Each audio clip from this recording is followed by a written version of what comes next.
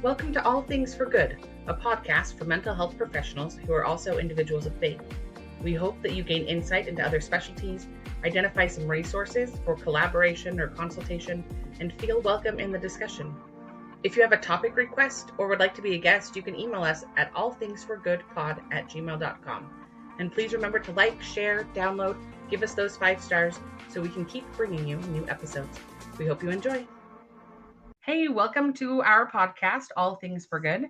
We are excited to jump into today's episode. We're excited to have Christine Gigena with us this evening from Gilbert, Arizona. She's here to talk to us about critical memory integration. I'm really excited to learn from her. This is something I don't know much about. So Christine, would you like to spend a few minutes introducing yourself? I would love that opportunity. Thank you. I'm really happy to be here with both of you. I am a licensed clinical social worker. I got my bachelor's degree at Brigham Young University and promptly after graduation decided to focus on raising family like so many of us do. It was 20 years after getting my bachelor's that I went back and got my master's at Virginia Commonwealth University. And it was the exact same time my oldest daughter decided she needed to go off to college. So we were doing 2 college experiences at the same time, which was pretty cool. I have worked for LDS Family Services in Virginia. I had opportunity also to be in private practice with a group there. I had opportunity also to work at a community health center, which provided wraparound services, medical and behavioral health, and got exposure to many, many different cultures and languages and ethnicities and religious backgrounds and life experiences. And that was quite an enriching my professional growth and practice. Right before the COVID shutdown, my husband and I moved to Arizona from Virginia, and because everything was pretty much closed, I decided to open my own private practice and have been doing online telehealth ever since. One of my specialties is working with people who have experienced trauma. I also work with people who have relationship concerns, and I offer services as a Christian-based therapist, Christian-focused therapist. So it's been an interesting journey, wonderful ride. You might be interested to know that I mentioned my oldest daughter. We have 4 children, and yesterday we celebrated our 40th anniversary. So have lots of good marriage experience under my belt. Congratulations. Yay! That is a big milestone. Congratulations. I'm too young to be able to say that, but that's okay. You are, for sure. Can I ask what prompted you to go back to school after 20 years? I always wanted to get a master's from the time I got my bachelor's. I just felt like it was an important thing to do and pretty much necessary for the profession. And shortly after we graduated, my husband and I both graduated at the same time. His job took us lots of different places. We moved around a lot. We've lived all over the US and lived in Mexico and Bolivia. And it was never the right time to pursue schooling until we settled back in Virginia, early 2000s. And so it was at that point I thought, if we're going to be here for a little bit, maybe I should investigate. And I think it was divine direction because everything fell into place in a time frame and a circumstance that maybe it wouldn't have if it hadn't been the right thing to do. It's amazing how that happens. Very cool. I love those stories. Yeah. You are presenting at the LDS Kappa Fall Conference. Do you know which day you're presenting? I am presenting on Friday afternoon. Okay. And do you want to tell us a little bit about what your topic is for that conference? I am presenting on critical memory integration, and this is an innovative approach to psychotherapy. It's an experiential modality that uses memory reconsolidation to help individuals integrate even the most traumatic, devastating experiences into their mental framework. And it is very much an introspective, like I said, experiential modality. It uses emotions and sensations to follow signals that lead us to the root causes of our patterns of behavior. And with that connection, we also bring in connection to our core self and our core capacities. And this is tapping into the mechanisms that just we use, whether we're conscious of or not, to create resilience and wholeness and well-being. And it's very exciting to see how people change, not just manage and cope, but really fundamentally change and shift so that they can grow and thrive. Very cool.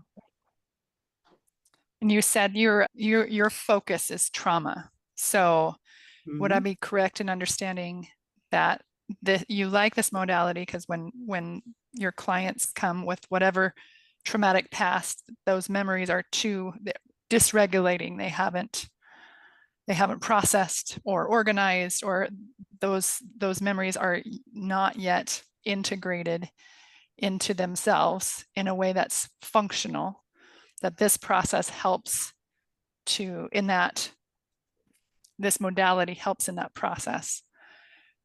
Exactly. Yeah, you said that beautifully. Okay. Oh, how fascinating. I've noticed there's a lot of modalities that are kind of on the rise, trauma modalities on the rise to do. I think it has something to do with there's so much more science behind how trauma is in the body and the brain. And so this is a new one for me. How would you compare, or how would this modality compare to other trauma-informed modalities or trauma-focused modalities?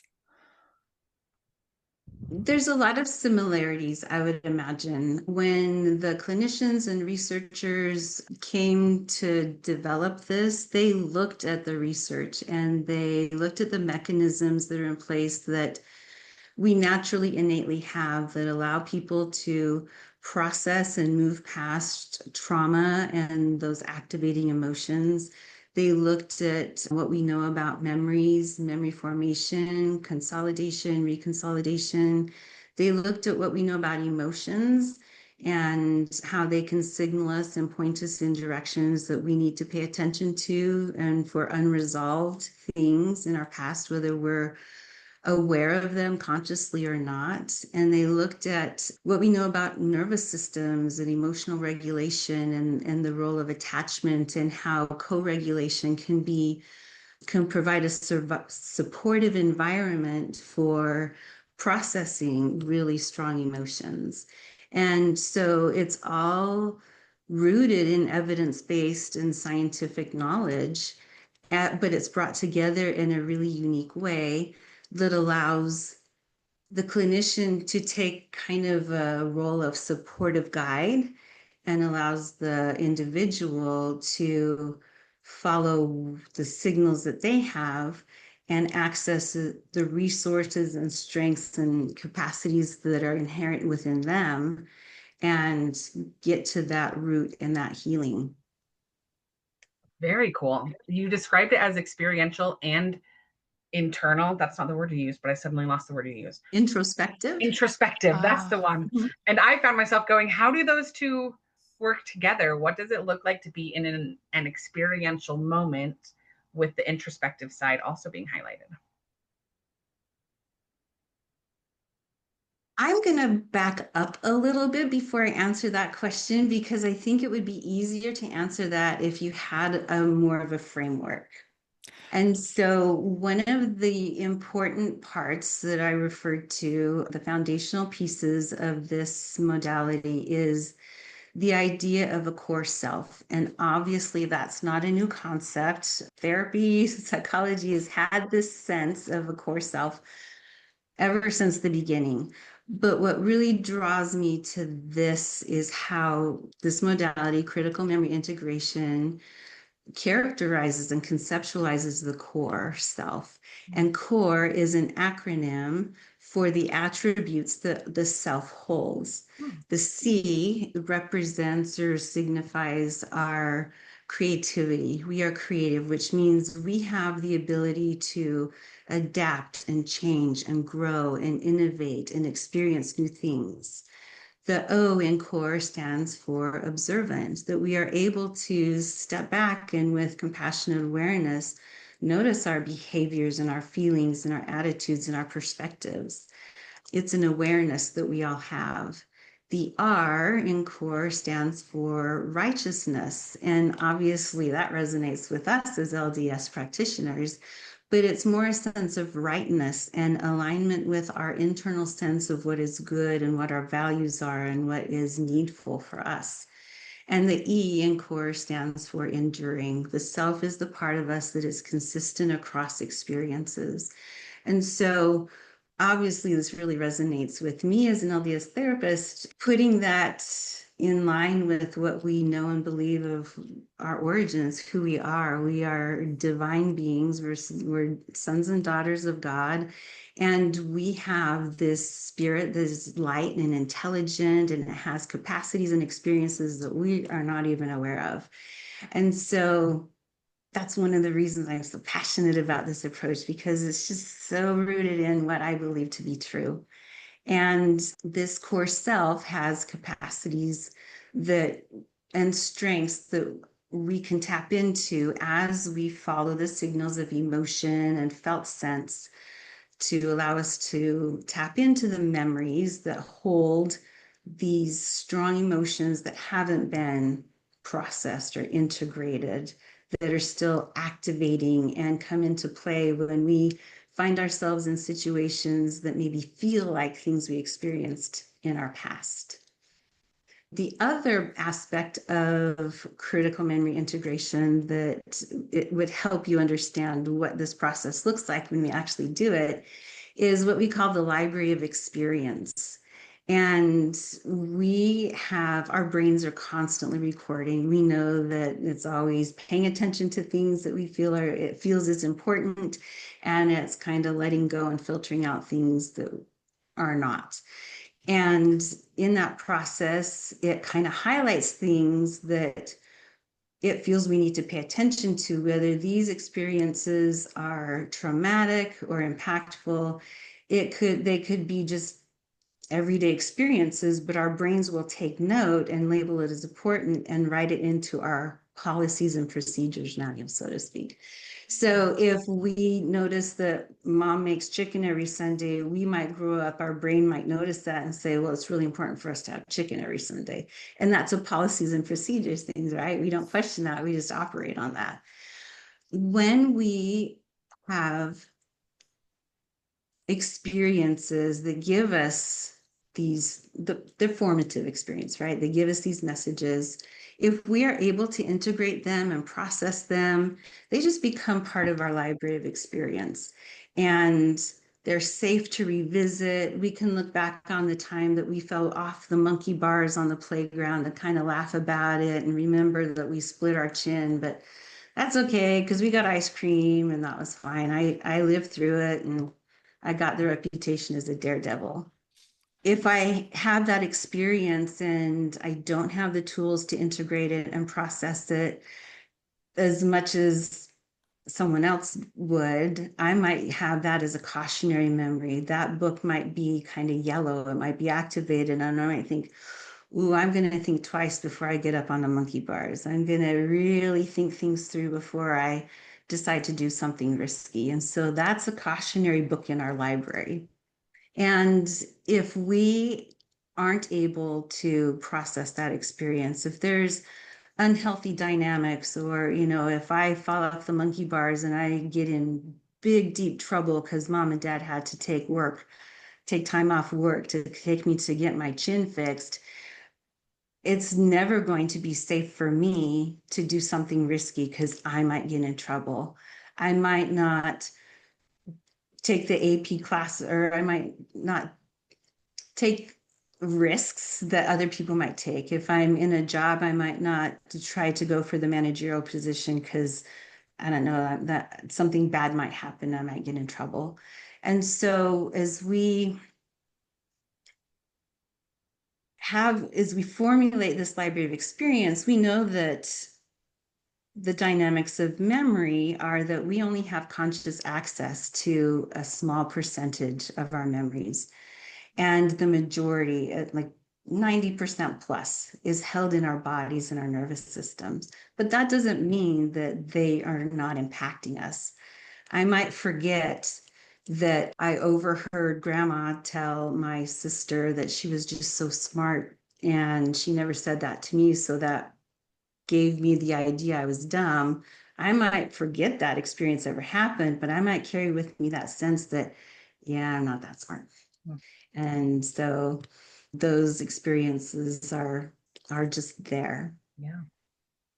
Getting back to your question about how does it look to be introspective, when our clients come to us and they are having difficulty, whether it's they're emotionally reactive or they're not connecting well in their relationships, or they're finding themselves in the same patterns over and over again that don't serve them, we use those things as a starting point, those emotions or those felt senses of things as signals to these experiences, whether we remember them or not. They're there, and these feelings are pointing us in the direction of where these root messages came from, where these formative experiences happened. So we connect, we just invite, excuse me, we invite the person to connect with that emotion, the frustration of not being able to connect with their partner. We start there and we have them tune into that, feel where it is in their body, understand that this is upsetting. This is kind of tricky for a lot of people because we don't like to feel uncomfortable emotion. And so that's where that supportive co-regulation, that safe environment is helpful. And so being able to have that regulated state gives rise to the ability to tune into the emotion, feel the discomfort. And when that happens, we're also bringing online the core capacities, the core self. And it's interesting how, yes, we might come to a memory. It might be a very specific memory, and we can do parts work with that. It might be just a metaphorical image of how it feels to be frustrated and not able to connect with my partner, and we can work with that imagery. It might just be the feeling. It might not have anything associated with it. But by sitting with it and being compassionate and curious about it, we bring online all of these things that our nervous systems kept track of, whether we're aware of it or not. And it gives rise to the ability to have insights. So someone who's frustrated, they can't connect with their partner, they realize, oh, this is kind of like what happened with my friend in the past, and I learned that it wasn't safe to speak up for my needs. This is a safe relationship. I can speak up now. And it's a beautiful way to connect with a person's own knowledge and insights and capacities without us trying to guess what those are or tell them what it should be. Very cool. It reminded me a lot of parts work, which you referenced. If there is a specific memory or a specific part that comes up, then you work with it. I love the application of just however they're connecting, whether there's a visualization or whether it's just I'm feeling this sensation in my body, that there's lots of room for you to work with it and follow that where the client needs to go in a safe way. It seems very flexible. A lot of somatic work. Yes. Where it's body and self-awareness, slowing things down, making it safe to mindful, develop those mindful muscles to notice what's going on. It is. And yeah, I hear you're pulling in a lot. Like you said, this is very research-based. I hear these ties to these different other modalities, but just skills or tools that you can use with a client. Very flexible, I guess. I'm not saying that well. It's very flexible. It's different from other modalities in that it doesn't follow a step-by-step protocol. It's more of a process. we are not the experts in whatever. We honor the person's own individual experience and their expertise in them. It doesn't form, it doesn't, the word I'm looking for is characterize symptoms as pathological. It's more, these are just adaptive mechanisms that came out of just human experience, and we're just trying to figure out where things went wrong or where things aren't working anymore, but we get to the root of that. And so it is very flexible and is able to pull in the strengths of all these other approaches. And it's an approach and a process more than just this theoretical framework that we have to do. Cool. I have found myself nervous that you're going to be presenting at the same time I'm presenting, and I won't be able to attend and learn all of the things that you're talking about, because it sounds really cool. It is very cool. It's so empowering. Yeah. One of the things that I like to ask with our specific demographic of faith-based practitioners who are, it's impossible to divorce yourself and keep your faith-based identity away from how you feel and how you run in session. But I think there's an ethical way where we can bring that in. So one of my favorite questions is, what's one of your favorite doctrines or scriptures that guides your personal practicing, how you do things? I think I spoke a little bit about it when I was talking about the core self, that idea of who we are, and just the fact that because we are eternal beings, there's so much to us that we just don't even know. But we've been given ways to access the strengths and the capacities that we have. It's just always fascinating to me how we have been created for all the things that we need. The processes are in there. Sometimes they work better than others, but they're there. And we've been given the tools that we need to be able to grow and thrive and change. One of my approaches has, as I've been thinking about this, is similar to, like, I love doing invitation for exploration, invitation for experimentation.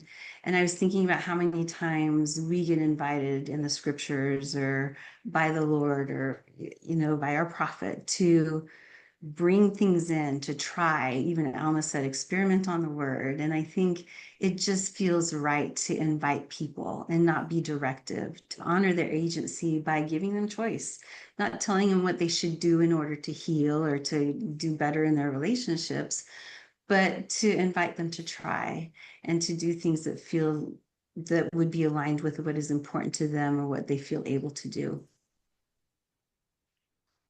Love that. Yeah. I love that.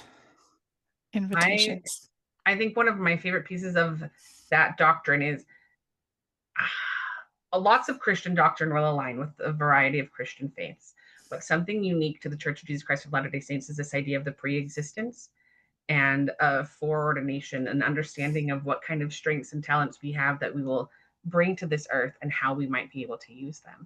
And so as you're talking about, I'm not the expert in their life. I'm just here to help them remember that, oh, they can make these choices. They have the options, and that beautiful opportunity to invite them in to participate in that exploration of themselves, I think is really cool. Yeah. I'm curious if if you had someone come to your office, let's say with past trauma that they didn't have memory of, how would you, or I won't even make it that complicated. Can you walk me through you said there's a framework. What would be the structure or kind of the experience of walking through this process from a client's lens, their experience going through something like this with you, or a memory integration clinician? I'm not sure I understand what you're asking. What would be a client's experience at coming to a clinician such as yourself from their viewpoint? What would first session be, or what would the process look like? What would be, do you have specific goals that you're, or a structure of sessions? Does that make sense? Yeah, that makes sense. It's very much unique and individual. One of the great things about this is there doesn't have to be a lot of cultural competency. There's, because the individual is the expert in them, whatever cultural influences or life experiences, like this is applicable to anybody. It can be used with anybody. And we have therapists all over the world that are using this. But a person can expect to come in and we make sure that they have tools to be safe. A lot of times we're not used to dealing with strong emotions. A lot of our coping has to do with constricting emotion, avoiding feeling what we're feeling because it could be overwhelming. We distract ourselves. And so a lot of us aren't really able to tolerate a lot of emotions. So we spend some time making sure that there are those tools in place that can kind of give people confidence that they can feel strong emotions. And as we have learned from recent science, a true emotion lasts only 90 seconds from the time it's born to the time it increases and hits its peak and then kind of ebbs away. And so we, along with the tools of, being able to stay grounded, stay connected, stay present, we also do a lot of education, and we share a lot of things like I just shared with you about, kind of a framework so they have an idea. And I've had clients come back to me and say, well, I found a library book and I thought it was blue. It was safe to think about. It was kind of cautionary. It's kind of, it's talking to me. And so it really makes it relatable for them. So it doesn't feel like there's, this science or whatever. Everybody relates to libraries. And so we do a lot of the education. And then when it comes time to work on whatever's distressing to them, we just connect, right? I invite people to take a couple of breaths to kind of, if they're willing, close their eyes and look inward and breathe deeply and just connect to that feeling. And one of the great things about this process is there's not the need to talk about things. And there's not a need to put words to a lot of things that really are hard to describe or explain. And so a lot of a session is quiet introspection while the therapist holds supportive, safe space and kind of continues to give invitation. See how that feels. Let it be what it is without judging it. See where it is in your body. Notice if it changes. Notice if it gives way to a new emotion or a new sensation. Notice if there's any insights or things that come up that are helpful to you. Is there an experience that this is tied to? And as we kind of invite and check in, or as people self-report, then we have the opportunity to do the parts work or do the somatic work or do whatever's needed with all these modalities that we're all well trained in. And then as that happens, invariably, there's a shift, there's an insight, there's that ability to tap into a realization or a strength that they didn't realize was connected. Can I give you an example? That would be fantastic. I'll give you two. This can work both ways. It can work to bring present capacities into previous traumatic experiences that haven't been integrated. And it can tap into capacities that we have forgotten that we need to bring into play now. So the first example is an older woman who was having horrible nightmares, and it was all about abandonment. And she just kept dreaming that her family was leaving without her, and she would get lost in the crowd, or people wouldn't notice where she was. And she just could not figure out where this was coming from. And she was desperate to get sleep. And so I had her connect with that sense of fear of being left behind. And as she connected with that and she got introspective, all of a sudden she remembered being a little 6-year-old living in New York and traveling with her parents on a subway. And it was packed and there were people everywhere and it was squishy. And she was obviously shorter than everyone else. And her mother was holding her little sister, and her father was holding all the groceries that they had bought. And he said to her, "Hang on." And she felt like she could get lost at any second. She didn't think he was paying attention to where she was. She felt like it wouldn't take much press of the crowd to disconnect her from her dad, and then she would be lost forever. So that was an opportunity to do some parts work.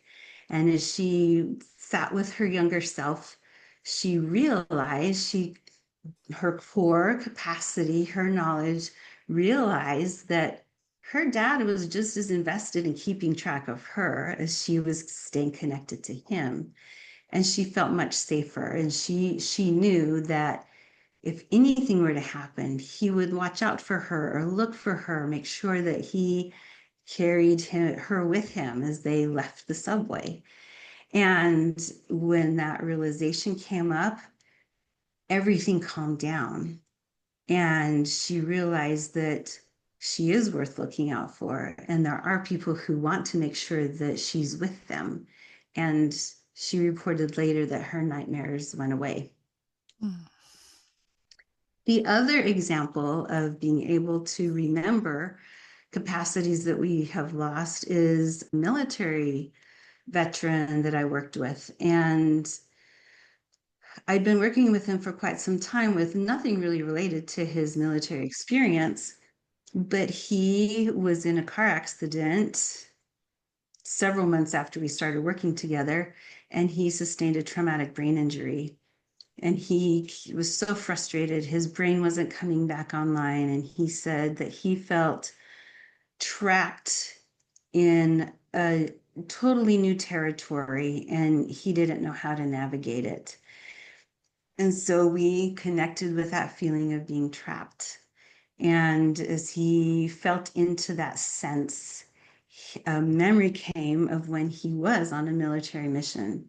And he was strapped into a helicopter that was loud and noisy and cold, and it was dark. They were flying a night mission, and they were going to be flying a long time. And the seat was hard and it was uncomfortable, and he was freezing.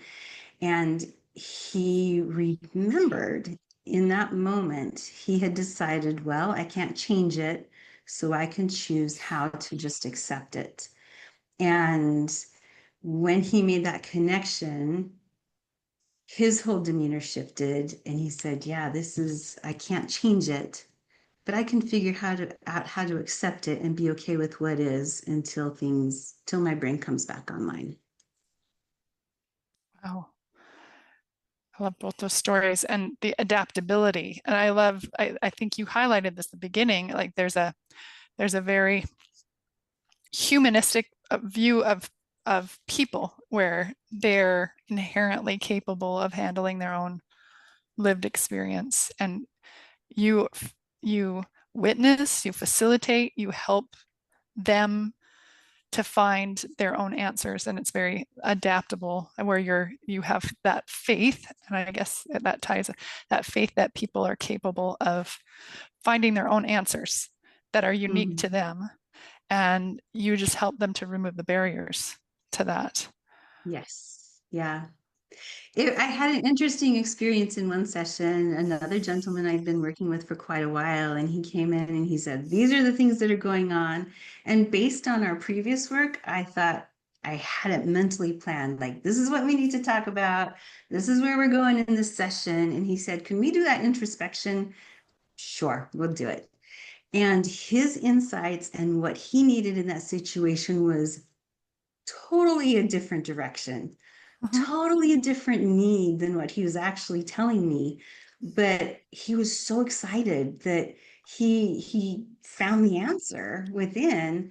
And I was left thinking, that is so not where I would have gone. I'm not the expert. He totally knows what he needed. He just needed opportunity to access it. Yeah. And having someone there, the role of the therapist just being there gave him that the structure, but also is there a component of you being present with him that helps to facilitate that discovery? It does help, that sense of co-regulation, Oh, even that's in across a screen. mhm. That connection, that attunement really does facilitate. And we encourage people to use this process, to practice it and become familiar with it and access it whenever they need it. We really want them to bring their own strengths online. And so many times it's just more helpful if somebody can be there to provide that supportive witness, to just be present and to have that co-regulation. There's something powerful in that. And whenever I think about it, I always feel this sense of sacredness of doing this work just by being present with someone while they're going through their own thing always feels like a really sacred space for me. And as you were describing it, that's what I kept having with those experiences was, what a sacred moment to be with that person while they are finding this piece of themselves that will ultimately be helpful for them. Yes. And it is, I have loved the shift as a clinician to go from, yeah, I know how to bring these tools to you, to adopting that humility, like I'm just here to provide what I can provide and help facilitate what they need Yeah, from their strength and their core. very cool. Do you do trainings or presentation or consultations with people and other mental health professionals? And if so, how can they contact you? I am associated with the Arise Alliance Institute, which is the foundation that has supported this research and this development. And they do offer trainings. And so they have a website, arisealliance.org. And you can find information about that. I do trainings in association with them, so they could anyone could get in contact with me, either my email or my website. Email is theartofchangellc@gmail.com, and my website is artofchangecounseling.com. I love just the word art. My little soul that's an artist and creates and does things when I don't have to be getting paid. I'm like, the art of change, the cool part of just creating, bringing that in there. Very cool. Thank you. Any last thoughts or things that you would like to leave with the other No, practitioners I'm who are listening? so pleased to have the opportunity to share something that is so important to me. And as you might be able to tell, I'm really passionate about and excited about, because it's such a profound way to help people in their healing journey. Thank you for letting me do this. Well, we have been happy to have you here. Thank you. Can't wait to see this for real in person in October coming up at the conference. And I look forward to seeing you there. Thanks for coming on. Thank you. I look forward to seeing you as well. Thank you, Christine. Thank you.